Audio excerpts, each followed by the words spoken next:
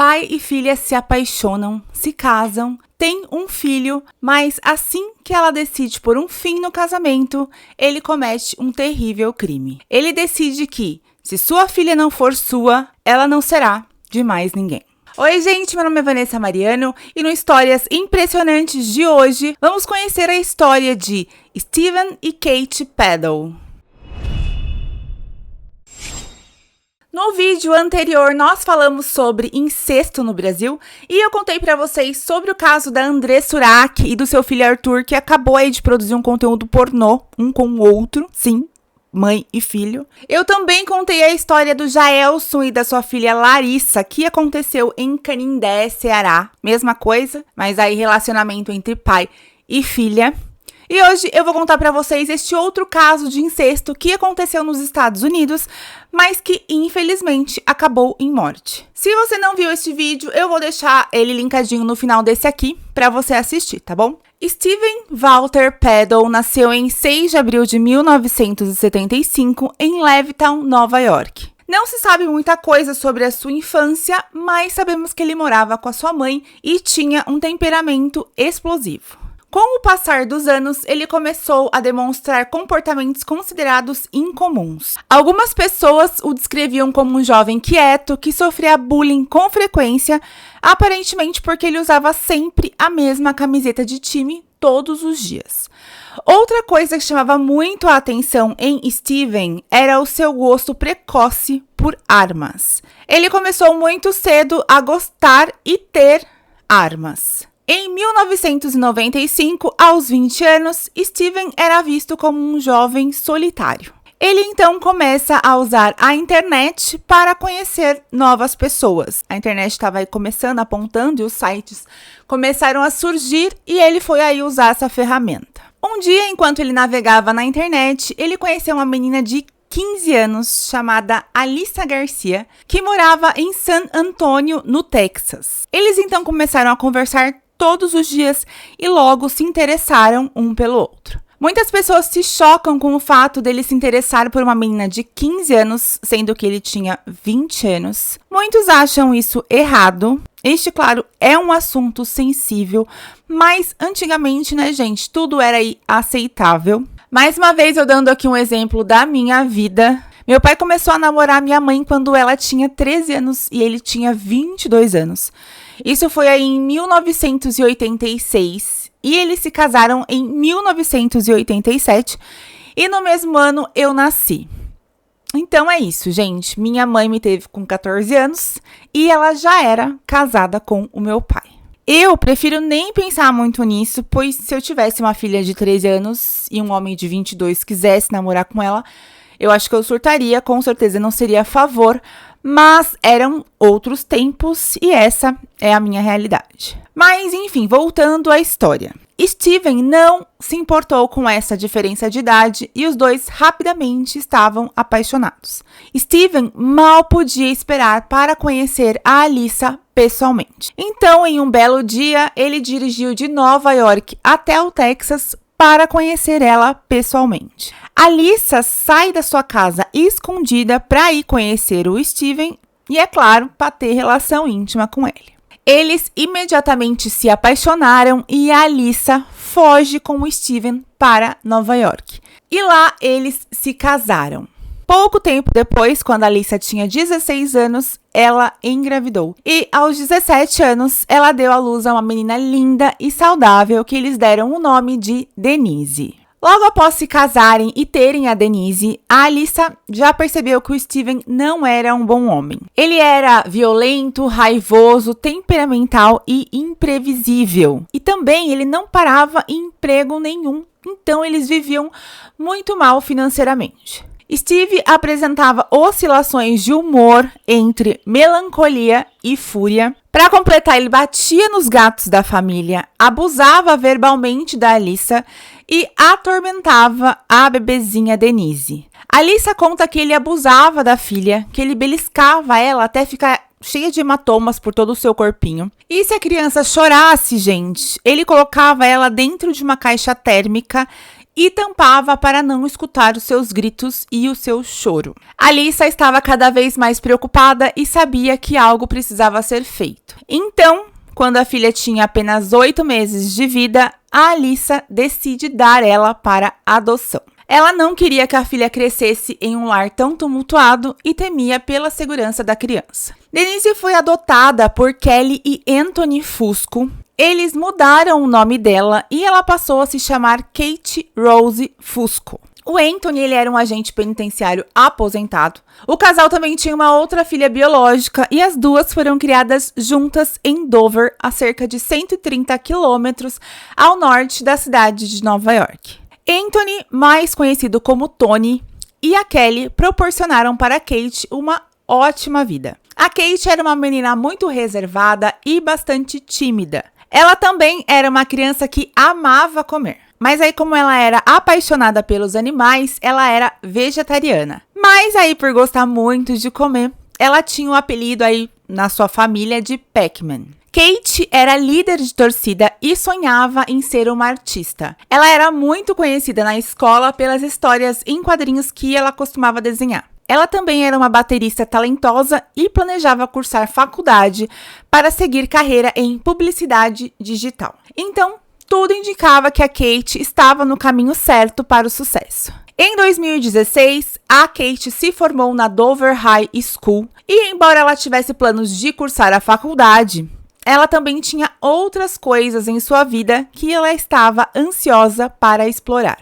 Kate sabia que era adotada e depois de completar 18 anos em janeiro de 2016, muito curiosa sobre seus pais biológicos, ela embarcou em uma missão para encontrar eles. Rapidamente ela consegue encontrar eles pelo Facebook, ela entra em contato e logo eles já estavam conversando bastante. Então ela decide que quer conhecer eles pessoalmente. E aí ela vai então e viaja até a Carolina do Norte para enfim conhecer seus pais biológicos. Mesmo vivendo uma relação tóxica, gente, o Steven e a Alyssa continuavam casados. Em 2007, a Alyssa deu à luz a sua segunda filha com o Steven e em 2012, alguns anos depois, o casal teve a terceira filha. Então, apesar de tudo, a Alyssa continuou com ele e ainda teve mais 2 filhas. Bom, o reencontro foi ótimo, ela se deu muito bem com eles e pouco tempo depois, ela decidiu que queria morar com a sua família biológica. Esse caso, gente, me chamou muito a atenção porque a Kate, ela deixou os pais adotivos numa facilidade e numa boa decidiu viver com os seus pais biológicos. Eu acho que ela queria ter a experiência de finalmente saber como seria se ela não tivesse sido dada para adoção, mas acho que foi tudo muito rápido, sabe? Embora os pais adotivos de Kate, o Tony e a Kelly, estivessem apreensivos, eles achavam que a Kate já tinha idade suficiente para tomar sua própria decisão e, no fim, eles apoiaram. O que a Kate e os seus pais adotivos não sabiam era que as coisas na casa dos Peddle estavam indo de mal a pior.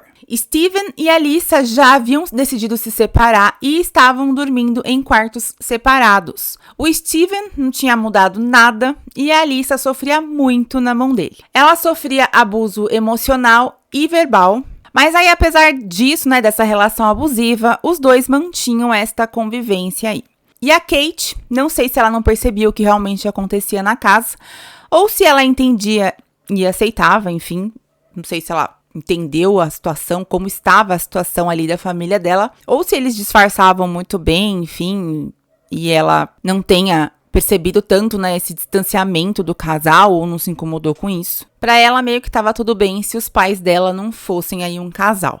Um dia, a Alyssa decidiu contar para Kate o motivo dela ter aí entregue ela para adoção. Ela disse que fez isso pois ela temia pela vida da menina, Ela contou tudo o que o Steven fazia com ela, mas aparentemente a Kate pareceu não se preocupar muito com isso. Ela não pareceu aí se incomodar ou se importar com o que o seu pai tinha feito com ela quando ela era apenas aí um neném. E por mais incrível que pareça, tudo que a Alice contou para a Kate, gente, só fez ela e o Steven se aproximar ainda mais. O comportamento do Steven também mudou drasticamente aí depois dele conhecer a Kate. O quarentão passou a se vestir como um garotão, usando calças skinny e camisas justas. Ele chegou a raspar a barba e deixar o cabelo crescer, tentando aí ter um visual mais jovem e moderno. Será aí que ele queria só ser um pai mais descolado ou era algo a mais? Cerca de 6 semanas após a Kate se mudar para a casa deles, a situação rapidamente tomou um rumo muito perturbador. Certa noite, o Steven decidiu dormir no chão do quarto da Kate, o que imediatamente preocupou a Alyssa. Ela estava, claro, estranhando muito o comportamento dele. Afinal, gente, por que um homem adulto está dormindo no chão do quarto da sua filha, que também é adulta? Com certeza, medo de dormir sozinha ela não tinha e nem devia ter aí nenhum bicho-papão embaixo da cama dela.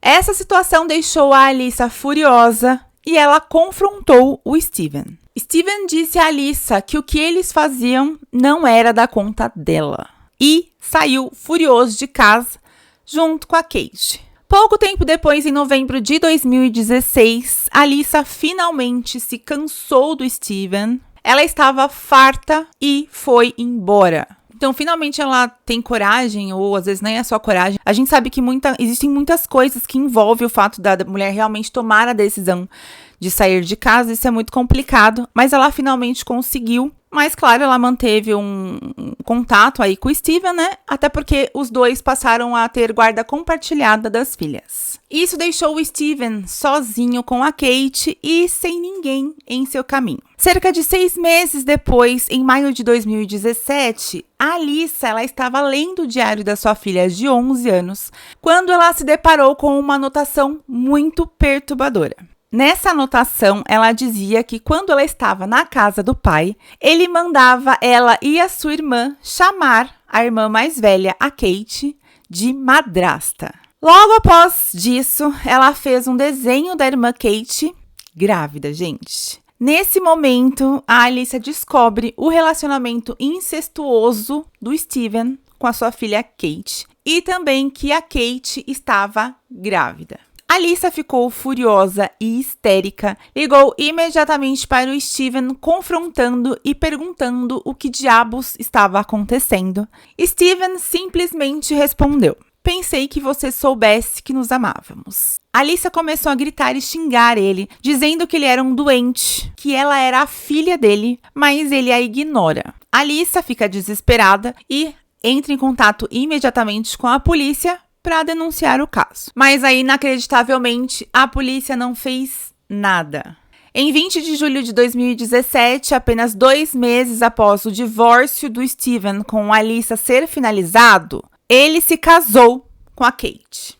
Sim, gente, pai e filha se casaram oficialmente. E o pior, o Tony e a Kelly, os pais adotivos da Kate, estavam ao lado dela no casamento. Assim como a mãe do Steven também estava lá do lado do filho. Após a cerimônia, a Kate postou uma foto dos dois, nas redes sociais com a legenda: "Nada de extravagante, apenas amor." Inacreditável, né, gente? Como que os pais adotivos que eram responsáveis por criar, amar e proteger a Kate também estavam presentes e apoiaram aí essa situação. Eu disse no vídeo anterior que no Brasil o incesto não é crime, mas o casamento é. Nos Estados Unidos isso não é diferente, o casamento também é proibido. E aí vocês me perguntam, então como eles conseguiram se casar? Gente, eles mentiram nos documentos. A Kate, legalmente, era adotada, então ela tinha os nomes dos pais adotivos na certidão dela, e eles só não contaram aí esse pequeno detalhe de que o Steven era, na verdade, seu pai biológico. Cada um levou os seus documentos, tudo certo. Ninguém suspeitou de nada. Nada ali fazia menção do parentesco entre os dois. Então, eles conseguiram se casar. Os pais adotivos, o Tony e a Kelly, acharam que não podiam fazer nada e decidiram que o melhor era apenas apoiar a Kate. Um povo passivo, né, gente? Mas claro que eles poderiam fazer alguma coisa. É óbvio que eles poderiam e deviam ter feito alguma coisa. Eles poderiam ter contado a verdade lá no cartório, eles podiam ir na polícia, eles podiam, né, ali contar, gente, esse aqui é o pai biológico dela, isso pode acontecer, sabe? Pra mim foi uma total irresponsabilidade eles apoiarem isso. Mas enfim, eles apoiaram e participaram do casamento. Bom, poucos meses depois, em setembro, a Kate deu à luz ao seu filho, um menino chamado Bennett. E ela e o Steven se mudaram aí para uma bela casa em um bairro residencial lá na Carolina do Norte. Mas a felicidade do casal, claro, não durou muito. Eles logo foram descobertos e foram presos, acusados de incesto em janeiro de 2018. No entanto, eles pagaram fiança e rapidamente foram liberados. O juiz liberou eles, né, mas ordenou que eles não poderiam mais manter contato, o que obviamente não agradou nenhum dos dois. Na época, a mãe do Steven, que ficou com a guarda do seu neto, né, do Bennett, o advogado do Steven disse em defesa aí do seu cliente que nunca houve qualquer alegação de que Steven tenha pressionado Kate a entrar em um relacionamento com ele. Ele disse: esse caso envolve uma jovem de 18 anos que aparece na porta de um homem de 40 anos que está passando por momentos difíceis com a esposa. Eles têm um vínculo por serem parentes biológicos, mas nunca se conheceram antes de terem um relacionamento sexual. Ele estava completamente apaixonado por ela, a ponto disso superar a questão do parentesco biológico. Imagina aí você ser advogado e ter que formar aí uma defesa para um caso desse. Ele aí, como era a defesa do Steve, né? Já assim, meio que colocou uma culpinha ali na Kate, né? Falou que ela não foi obrigada a nada. Passou um paninho ali pro Steven. E aí, isso a gente sabe que a defesa tem que fazer isso mesmo, é o trabalho deles. Enfim. Bom, assim que a Kate deixa a prisão, ela não podia aí voltar a morar com o Steven, né? Então ela voltou a morar com os seus pais adotivos, o Tony e a Kelly. O seu filho continuou com sua avó barra sogra, né? O Steven, então, gente, começou a entrar em colapso por estar aí longe da Kate. Ele era loucamente apaixonado por ela. Ele morava na Carolina do Norte, enquanto ela estava no interior de Nova York. Eles legalmente não podiam se ver e ainda tinha aí toda essa distância. Mas aí acontece que com a distância, gente, a Kate começou a recuperar o juízo, graças a Deus. E pouco tempo depois, ela decidiu terminar com o Steven de vez. Apesar da ordem judicial, a Kate conseguiu entrar em contato com o Steven e terminou tudo cerca de 4 meses após as prisões. E aí que o trem desanda, gente. Obviamente, o Steven não aceitou isso muito bem.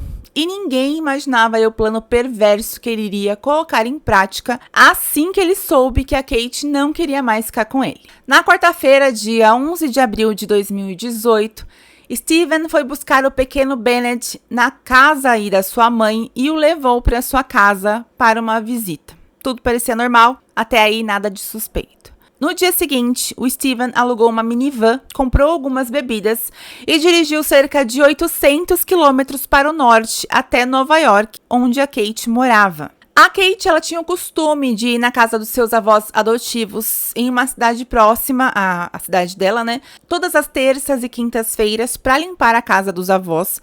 E naquela quinta-feira não foi diferente. Eles não faziam ideia aí de que o Steven planejava dirigir até Nova York. Então ela entrou no carro com o seu pai adotivo. O Tony e a Kate foram para a casa dos avós dela sem perceber que o Steven estava seguindo eles. Minutos depois, em uma placa de pare, Steven parou a minivan do lado do carro que eles estavam e disparou vários tiros com um rifle. Kate e Tony foram fatalmente baleados. Anthony Fusco, de 56 anos, e sua filha adotiva Kate, de 20 anos, foram mortos em plena luz do dia em um cruzamento. Steven imediatamente fugiu do local.